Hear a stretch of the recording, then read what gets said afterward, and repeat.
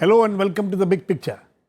It's election time in Tamil Nadu and it's raining sops and freebies. The state has witnessed every election since last 10 years, both the DMK and ADMK showering freebies and sops to the voters. While DMK in 2006 promised and delivered after coming to power 1.67 crore free color television sets to people, Jayalalitha's AIADMK matched and bettered it when she came to power in 2011 with laptops, wet grinders, electric fans, bicycles to school students and more. This time Jayalalitha has promised 50% subsidy to women buying scooters, free laptops with net connections to class 10 and 12 students, one sovereign gold for Thali for marrying women and waiving off education loans and farmers loans among others. The DMK also has promised to provide laptops or tablets with 3G and 4G connections for higher secondary and college students, waiving off of educational loans, among others. The competitive populism has been the bane of Tamil Nadu's electoral politics, which has led to huge revenue deficits, latest estimated to be over rupees 9,000 crores. Meanwhile, in 2013, the Supreme Court had said in a judgment that freebies shake the root of free and fair elections to a large degree. It had also asked the Election Commission to frame guidelines for the contents of the manifesto. So what should be the limit of these freebies and sops that political parties can offer? Why is it that these freebies are not seen as allurements to the voters? How much does it affect voting pattern and what should be the limit? We will discuss all this today with KTS Tulsi, Senior Advocate, Supreme Court and an MP in Rajya Sabha, Noor Mohammed, former Deputy Election Commissioner, Sanjay Kumar, Director CSDS and a psephologist, Smita Gupta, Political Editor of The Hindu, and on the phone line from Chennai is Malan Narayanan, Senior Journalist. Welcome to all of you. Mr. Noor Mohammed, I would like to come to you first. In fact, in 2013, when Supreme Court came out with this order and asked the Election Commission to come out with guidelines for the manifesto, has anything been done about it? Have guidelines been drawn? Yeah. In fact, the court order itself was not very specific. It just advised the Election Commission to take some action in that. The Election Commission consulted political parties, and after consultation, they added one part in the Model Code of Conduct. That was part 8. Earlier, there were only 7 parts, and the guideline given was that the election manifesto shall not contain anything repugnant to the ideals and principles enshrined in the Constitution, and further it shall not be consistent with the letter and spirit of the provisions of the Model Code of Conduct. So, that is one. It shall be consistent with the spirit of the Model Code of Conduct. Second point was the directive principles of the state policy enshrined in the Constitution enjoined upon the state to frame various welfare measures for the citizens, and therefore, there can be no objection to the promise of such welfare measures in election manifesto. However, political parties should avoid making those promises which are likely to vitiate the purity of the election process or exert undue influence on voters in the exercising of the franchise. And the third one, the last one, is in the interest of transparency, level playing field and credibility of promises, it is expected that the manifesto also reflect the rationale for the promises and broadly indicate the ways and means to meet the financial requirements for it. Trust of voters should be sought only on those promises which are possible to be fulfilled. So, this was what was done. This is again basically a kind of advice, and anyway Model Code of Conduct are not enforceable as a law.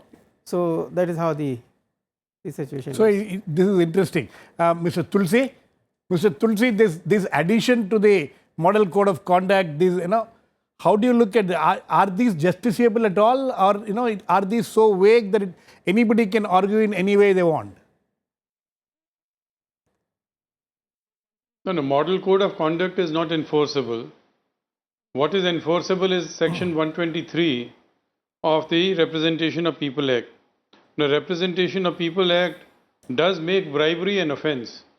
But what is bribery? Bribery is if I ask the voter that if you vote for me, I will give you this. That is said to be bribery. If I say that I will give a color television to everybody and I don't mention vote, then it's not bribery. And therefore, the Supreme Court in the case of Subramaniam Balaji in 2013 has held that this will not constitute an offence.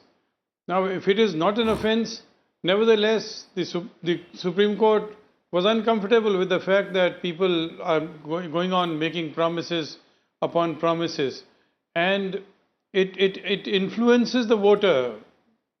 The inference of influence can be drawn, but the language of 123 is such that the courts cannot take objection to a mere charitable gift given or promise to be given without any element of a condition of vote. So if that condition of vote is not there, this promise will not be. But I believe that we need to change the law, because as it is, this law of 123 also has the effect of creating an advantageous position for people who have money. A person who doesn't have money and cannot give these freebies will never be able to then garner votes.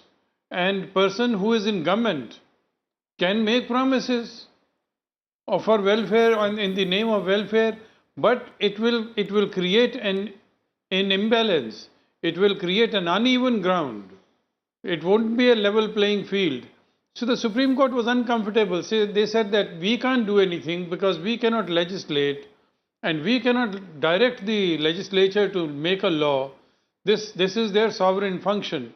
But then they said that they let the Election Commission in a model code of conduct see whatever is possible. Now in model code of conduct, whether somebody abides by it or not abides by it, neither the election can be set aside nor anything else can be done.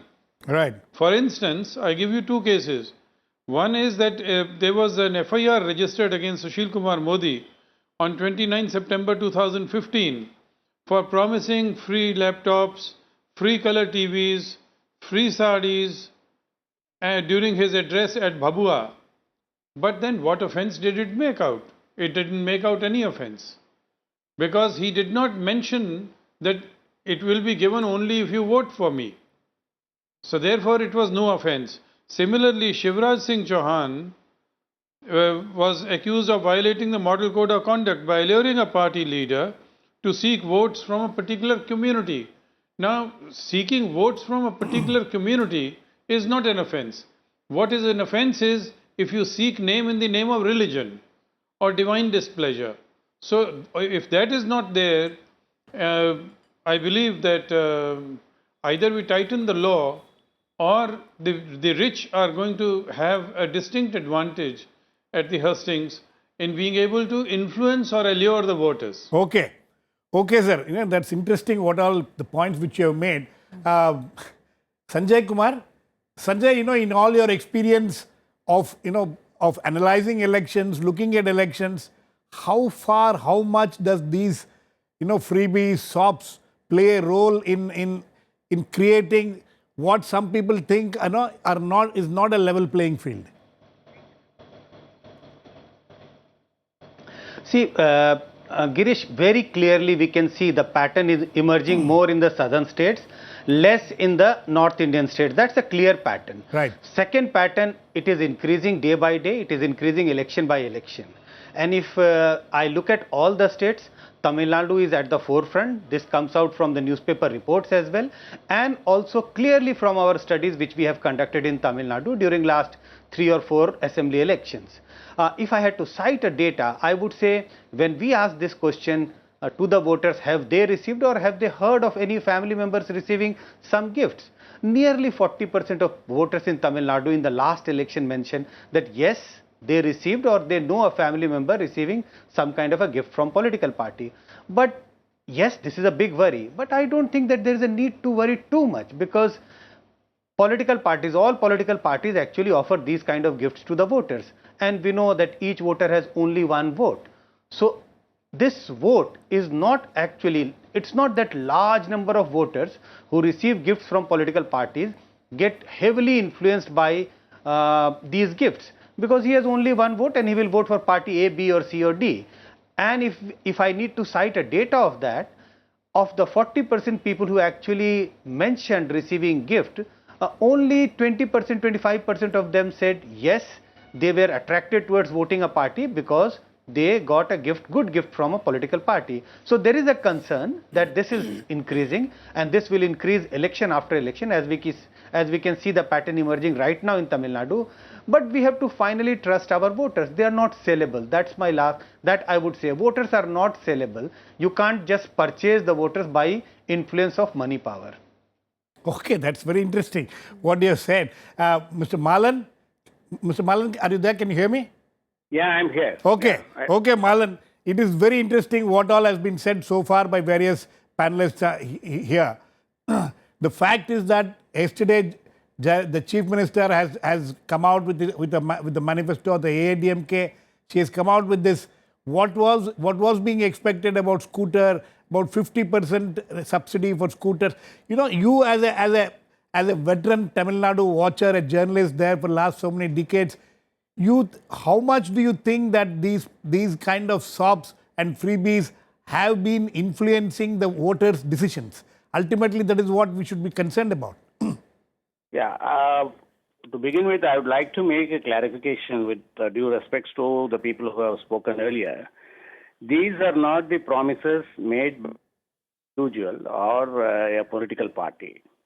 These are from the manifesto, Right. which means if and when we form the government, we will give these things to you from the government, which means the money will be spent from the government treasury Right. and not from the pockets of a political party or a person. Absolutely.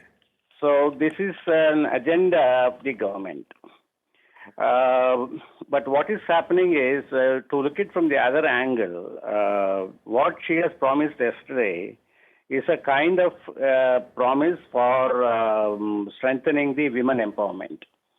Because the scooties, the mopeds, they ensure Mobility. of the, and then the mobile phones ensure the connectivity.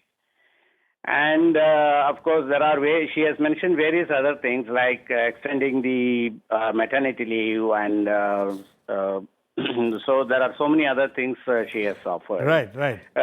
Keeping women in mind. Free gold for the thali. Free gold for the thali, and the most interesting thing is she has promised 100 free units of electricity to every home.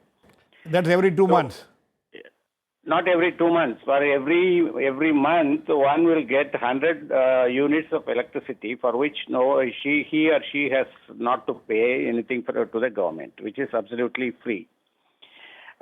Which means what will happen ultimately, what I am worried about is the burden on the government treasury, to what an extent this will, because if you look at the statistics, there are somewhere around 1.8 households, domestic households, which are having electricity.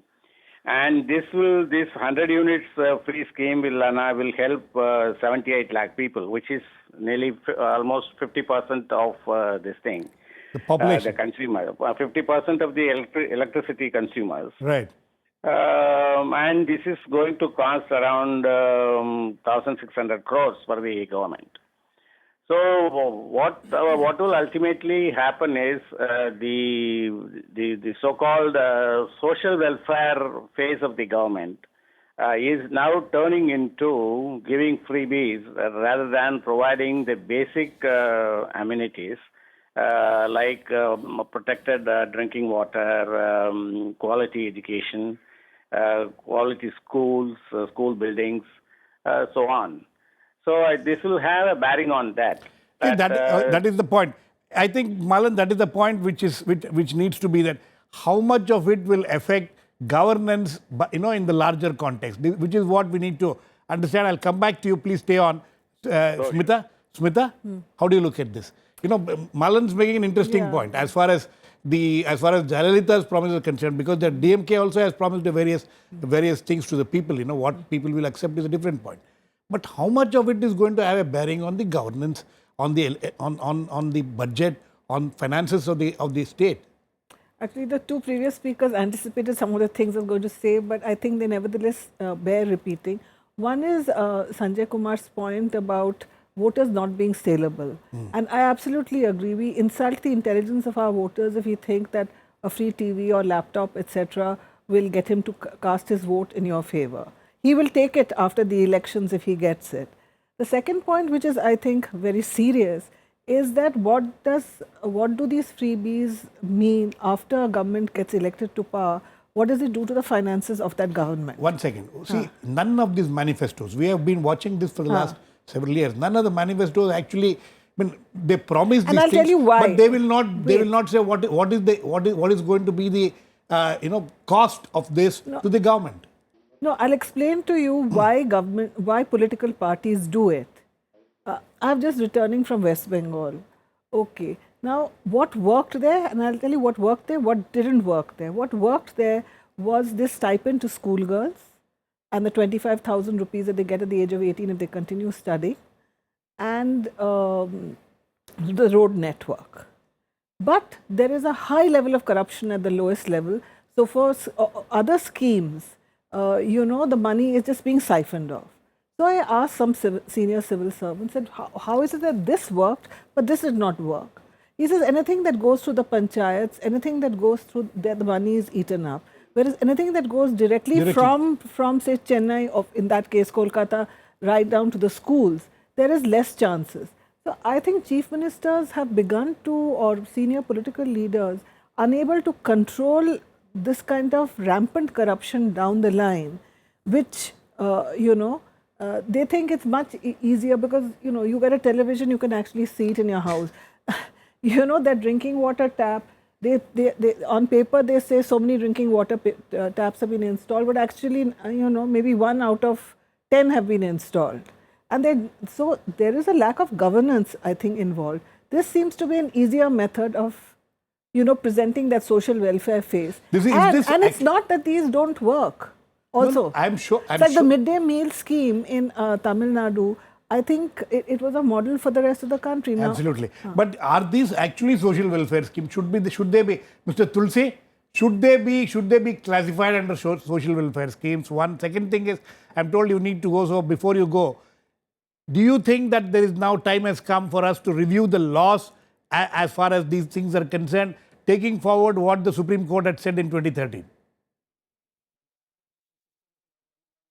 I think it is time that we review the law, because I'm not so much concerned. Of course, it is a very serious matter that if you are going to saddle the state with the additional burden of 1,600 crore, there should be no promise made after the code of conduct has come into force, and that needs to be enforced by law. You can make the announcement if the scheme has already been launched before the code of conduct had come into force. You can talk about your achievement, but you cannot make promises for the future after the model code of conduct has come into force.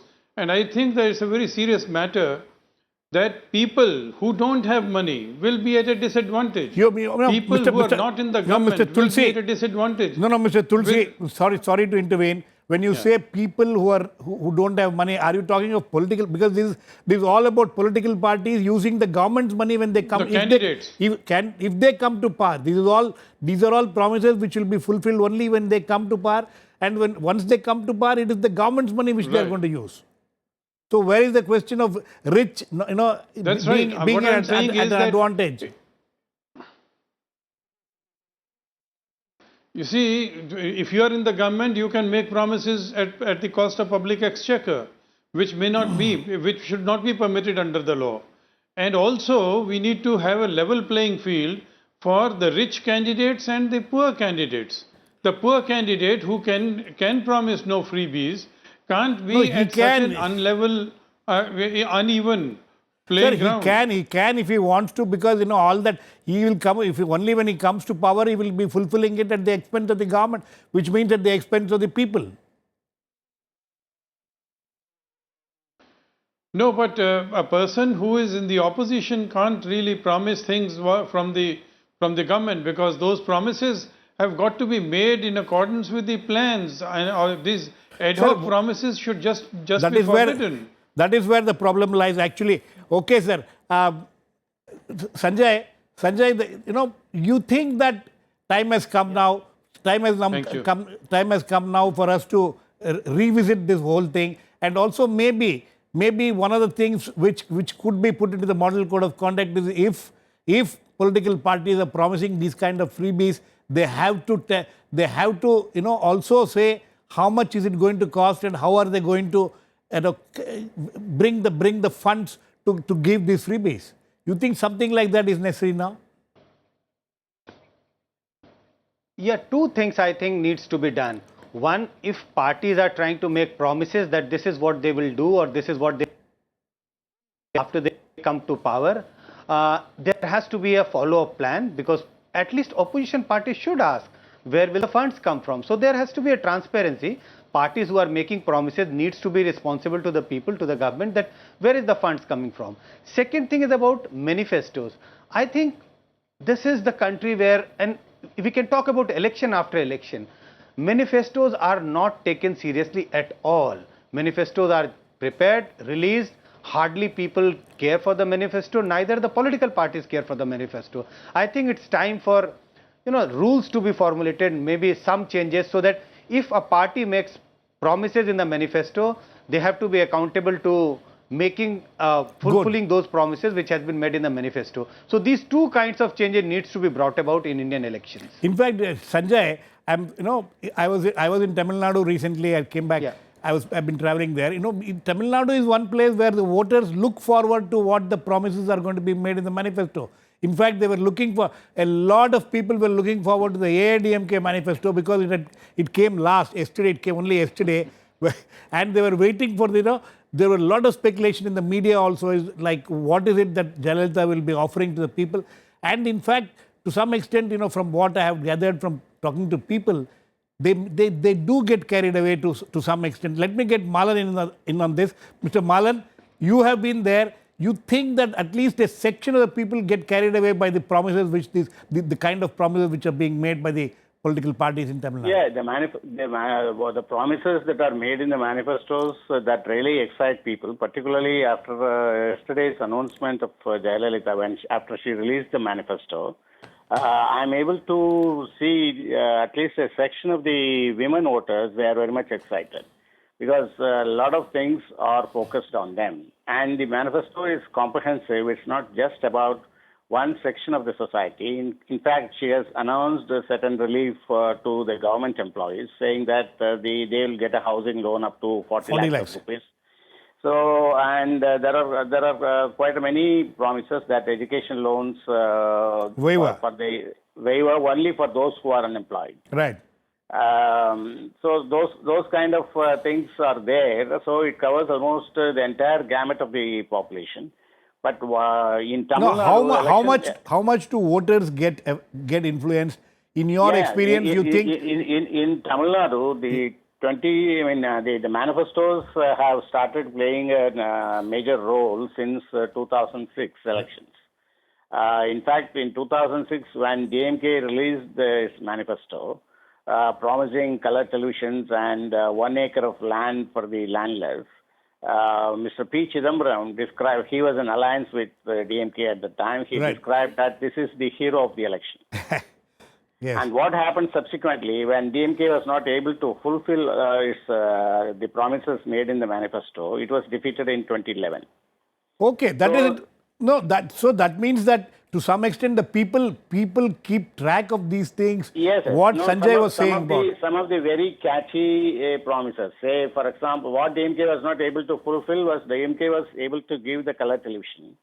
But they were not able to give land to landless because there is no enough land to be given.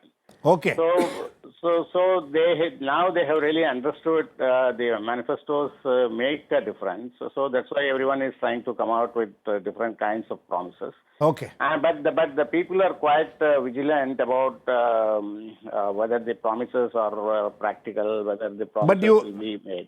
But do you also subscribe? Do you also support the view that there needs to be a relook at the laws as far as to what extent can political parties go in making these promises without telling us from where they will get the funds from? Yeah, what I think is the manifestos, yes, they can make whatever the kind of promises they want to, but it should be supported by a plan of action, a timeline, and a budget. Okay. They I think they should be able to tell us that from where they will get the money. Okay. I think that's a Mr. Nur Mohammed. Yeah.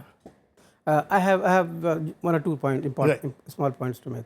One is, of course, our electoral system is based on FPTP, first past the post. First past the post. Which Yes. means candidate or his agent is responsible for whatever happens.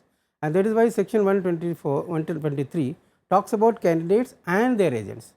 So political party is basically coming from outside and sort of declaring all this. Liability on political party directly will not be there. Therefore, the law change has to involve political parties also as one of the actors. Okay. Second issue that I wanted to make is about the freebies.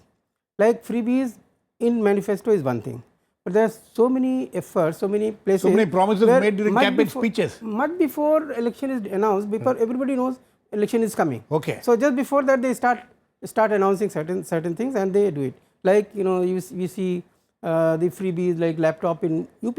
Yes. Now what happened? Large number of laptops were distributed, but there was no forward linkage. So all that investment has gone a waste. Most of the fellows, they either sold it or they are listening music on that. While this was a good asset which could have been used for development of the area. No, but how does manifestos or how does election commission come into the picture? No, election commission doesn't come in that. What I am trying to say is that whatever social benefits are given in terms of empowerment or anything, there should be a forward linkage for every asset that you provide. Okay. Otherwise, it goes a waste. Absolutely. Smita? Well, a practice that the Aam Aadmi Party had Sorry to intervene. Yeah, Aam Aadmi Party is an interesting example. But do you think political parties will agree to this suggestion that first tell us where are you going to get the money from when you make these kind of promises? No, the thing is that see, a manifesto is declared before an election. Usually it should be before the model code of conduct. It's allowed. Now, earlier the practice was that you set out a direction in which you meant the promises that you made. But then, as people realize that nobody reads it. But whereas if you say, I'll give you a TV or I'll give you a laptop, everyone gets excited. But what I was saying is that I was talking that that they had this practice. They started this practice that let's have a discussion before an election with the people. That what do you want in your manifesto? I said that's the only way that you can get a manifesto making exercise to mean something, to be something real. Okay, each political party has a certain ideology and obviously they will stick to that. But within that, I think it's worthwhile that we take the manifesto making a little more seriously. A little more seriously and probably involve the people who are actually supposed to be the beneficiaries of these things. Okay, I think some very interesting suggestions have come up from this discussion. Hopefully the authorities, the political parties, the candidates will take note of it. We'll wait and watch what will happen in Tamil Nadu, especially after this spate of freebies have been announced. Who will benefit from that will be something very interesting to watch. Thanks to all my guests. Please keep watching. We'll come back with another issue in the big picture, same time on Monday. Meanwhile, have a great weekend.